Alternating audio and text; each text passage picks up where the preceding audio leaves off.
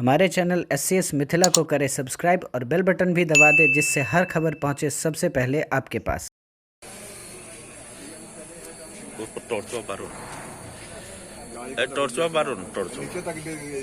टॉर्चवा सिसौड़ी न मारो। हाँ नीचे तक भी है सब।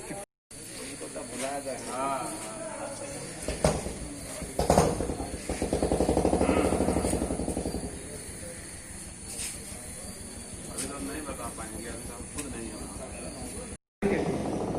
हवाई ख्याल करना सके, ताकि जो है भीड़ को अलग किया जा सके।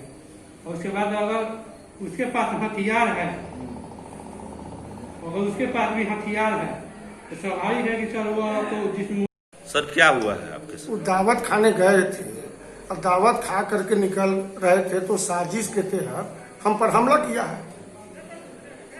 गाड़ी में तोड़-फोड़ से? गाड़ी में तोड़-फोड़ किया है। ये पैसा दे करके जफीर आलम साहब के बेटा वामिक है, वो पैसा दे करके ये माहौल को खराब किया। सर को चोट उठ नहीं ना आई? ना, हमको चोट नहीं है। गाड़ी का शीशा। कहाँ घटना हुआ है सर? ये मिसौड़ा में। कितने लोग थे सर? 20-30 आदमी।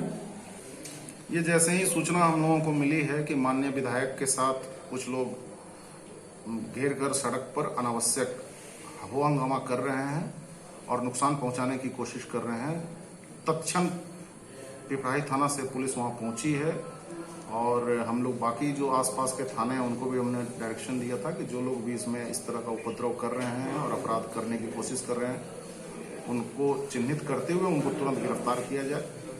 तो जो लोग इसमें शामिल हैं सारे लोग चिन्हित हो गए हैं, सबकी हम लोगों के पास वीडियोग्राफी है, फुटेज उसका है और इसमें से 4 लोगों को गिरफ्तार किया गया है और जो लोग भी बाकी लोग चिन्हित हुए हैं उनकी गिरफ्तारी के लिए लगातार छापेमारी की जा रही है। रात भर में उन सब लोगों को। कहाँ की घटना है सर? ये मिसौड़ा में घटना हुई है।